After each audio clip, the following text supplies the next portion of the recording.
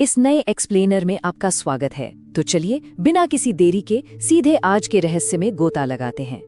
बात है मार्च 2003 की। फाइनेंशियल दुनिया में एक ऐसी असंभव घटना घटी जिसने अमेरिका की सबसे पावरफुल इन्वेस्टिगेशन एजेंसी FBI के भी पसीने छुड़ा दिए। आज हम स्टॉक मार्केट की हिस्ट्री के सबसे अजीबोगरीब केस को डीकोड करने वाले हैं।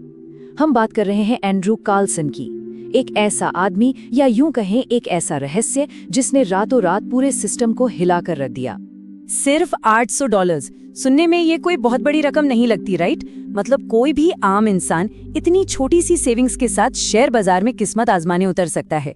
एंड्रू कार्लसन ने भी ठीक इसी मामूली सी रकम के साथ स्टॉक मार्केट में एंट्री ली, लेकिन किसी ने सपने में भी नहीं सोचा था कि ये छोटी सी शुरुआत आगे चलकर एक ऐसे फाइनेंशियल तूफान में बदलने वाली है जिस पर यकीन करना लिटरली नामुमकिन है। और फिर अचानक से सामने आता है वो नंबर जिसने FBI के होश पूरी तरह से उड़ा दिए, $350 मिलियन। अगर हम इसे साल 2003 के हिसाब से रुपयों में कन्वर्ट करें ना, तो ये करीब 3000 करोड़ रुपए के बराबर होता है। जरा सोचिए, सिर्फ $800 का इन्वेस्टमेंट और वो सीधा $350 मिलियन बन गया। स्टॉक मार्केट की पूरी हिस्ट्री में शायद ही किसी ने इतना पैसा इतनी भयंकर स्पीड से कमाया होगा। ऐसा लग रहा था कि या तो ये बंदा दुनिया का सबसे लकी इंसान है या फिर पर्दे के पीछे कोई बहुत बड़ा खेल चल रहा है। लेकिन रुकिए, सबसे शॉकिंग बात ये रकम नहीं है, बल्कि वो टाइम फ्रेम है जिसमें ये पैसा बना। सिर्फ 2 हफ्ते। जी हाँ, आपने बिल्कुल सही सुना। $800 से $35 मिलियन तक पहुंचने में महीनों या सालों का वक्त नहीं लगा, बल्कि सिर्फ और सिर्फ 14 दिन लगे। और इसी असंभव सी टाइमलाइन ने मार्केट में भूचाल ला दिया, क्योंकि देखिए, 2 हफ्ते के अंदर एक आम आदमी का मल्टी मिलियनेयर बन जाना ये कोई तुक्का तो बिल्कुल नहीं हो सकता। इस बात ने FBI के रडार पर रेड अलर्ट ला दिया कि यहाँ कुछ तो बहुत ही बड़े लेवल का फ्रॉड हो रहा है। और फिर क्या था, ये अनबिलीवेबल कहानी सीधे अखबारों के फ्रंट पेज पर छा गई। हर न्यूज़ चैनल, हर मैगजीन में बस एंड्रू कार्लसन का ही नाम था। FBI ने भी बिल्कुल टाइम वेस्ट नहीं किया और तुरंत उसे अरेस्ट कर लिया। उन्हें 100% यकीन था कि ये कोई बहुत बड़ा इनसाइडर ट्रेडिंग स्कैम है या किसी ने स्टॉक मार्केट के सिस्टम को ही हैक कर लिया है। FBI जानती थी कि अगर ये वाकई कोई स्कैम है तो ये पूरे फाइनेंशियल सिस्टम की नींव हिला सकता है। उन्हें लगा था कि उन्होंने सदी के सबसे बड़े क्रिमिनल मास्टरमाइंड को पकड़ लिया है। पर जैसे ही इन्वेस्टिगेशन शुरू हुई ना, पूरा का पूरा मामला ही पलट गया। FBI को पूरी उम्मीद थी कि उनके सामने कोई बहुत बड़ा मास्टरमाइंड बैठा है जिसका कोई तगड़ा अंडरग्राउंड नेटवर्क होगा।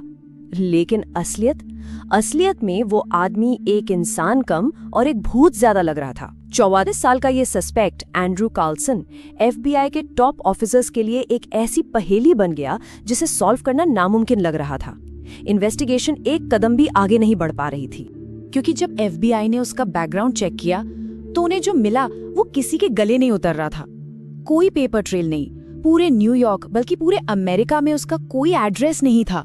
उसका कोई पास्ट रिकॉर्ड एग्जिस्ट ही नहीं करता था।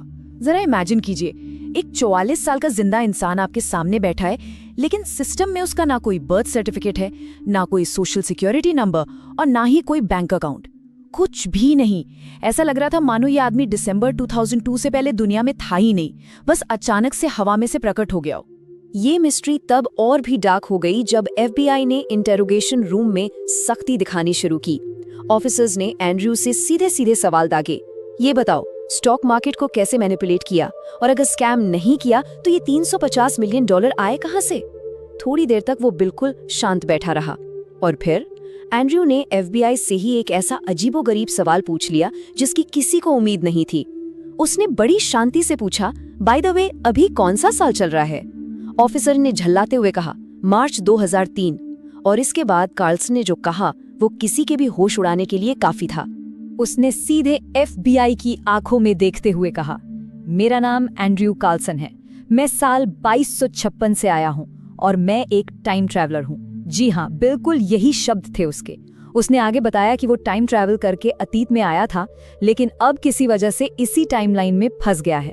अब आप खुद सोचिए, ये वो मोमेंट था जब पूरी इन्वेस्टिगेशन का ट्रैक ही चेंज हो गया। जो केस कुछ देर पहले तक एक टिपिकल फाइनेंशियल फ्रॉड लग रहा था, वो अचानक से किसी हॉलीवुड की साइंस फिक्शन थ्रिलर में बदल गया था।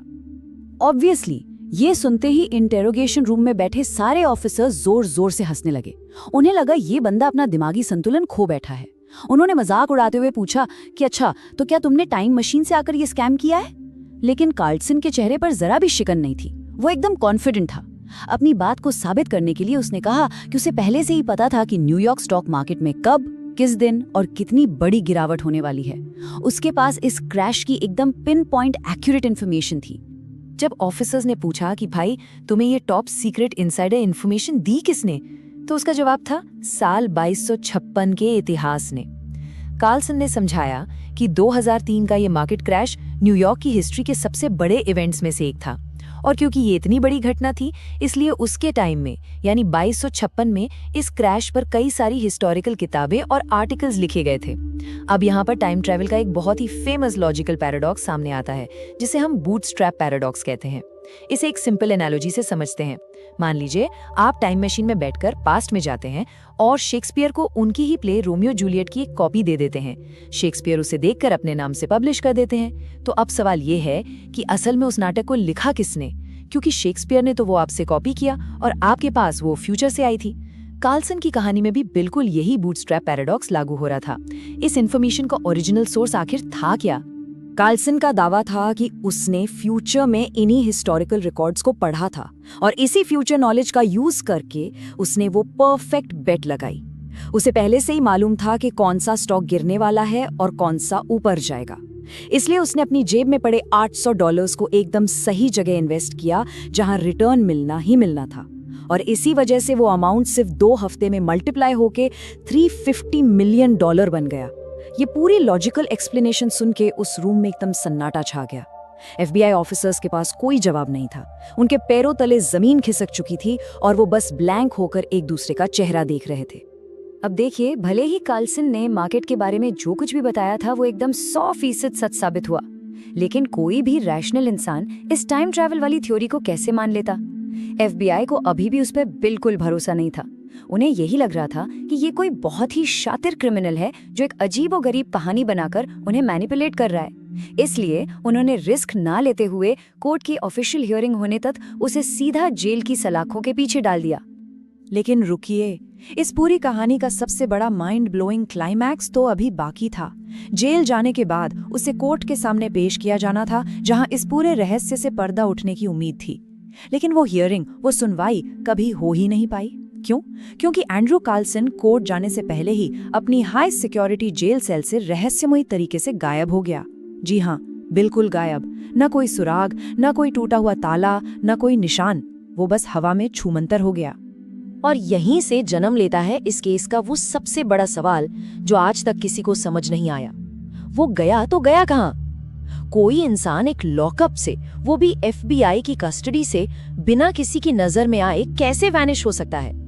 आज इतने सालों बाद भी किसी भी एजेंसी को उसका कोई अता पता नहीं मिला है। उसकी अनसुलझी गुमशुदगी इस पूरे केस को सिर्फ एक फ्रॉड की कहानी से कहीं आगे ले जाकर एक बहुत बड़े रहस्य में बदल देती है, जो फाइनली हमें इस एक्सप्लेनर के सबसे बड़े और गहरे सवाल पर लाकर खड़ा कर देता है।